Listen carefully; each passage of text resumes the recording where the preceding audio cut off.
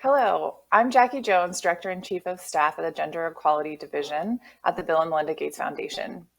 In my role, I'm responsible for overseeing our external Women in Leadership programmatic strategy and internally striving for gender equality to be embedded into our global programmatic work. In my professional career, I spent years enabling public and private, large and small organizations to design and implement operating models that empower the humans inside the organization to realize their strategic objectives.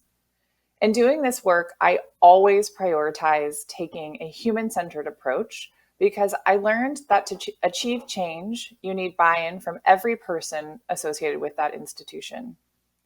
Critically, buy-in also requires leaders to look like and care about the communities they serve.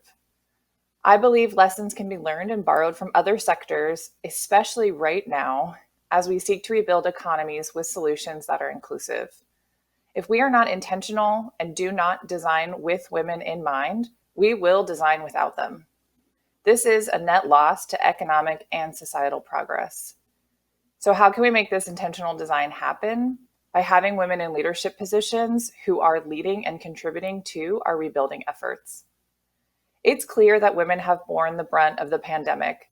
As nations look to recover, they cannot ignore that COVID-19 has led to a rapid rise in women's poverty levels following 2 decades of relative decline. When we place women front and center of recovery efforts and intentionally design with women in mind, we will effect meaningful change. Right now, the voices of women political leaders are needed more than ever to drive forward policies for a more equitable world. If we are to change the world, including decreasing inequalities, addressing the care economy, and enhancing women's economic empowerment, we need women in leadership roles and leaders who are committed to action. Our own commitment to women's empowerment started early when we realized we were not going to achieve our development goals unless we focused on women. At the foundation, we identify through data the structural barriers that women's economic empowerment and leadership unlock. When working with our partners, we set about making change happen.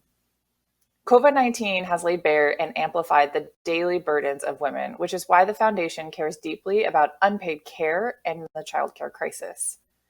It's left a personal impact on billions of women, but also structurally an imprint on national economies as women are forced to choose between caring for their children and earning a living. The Women Political Leaders Summit is timely, coming ahead of global commitments, including our own at the Generational Equality Forum, which culminates in Paris later this month.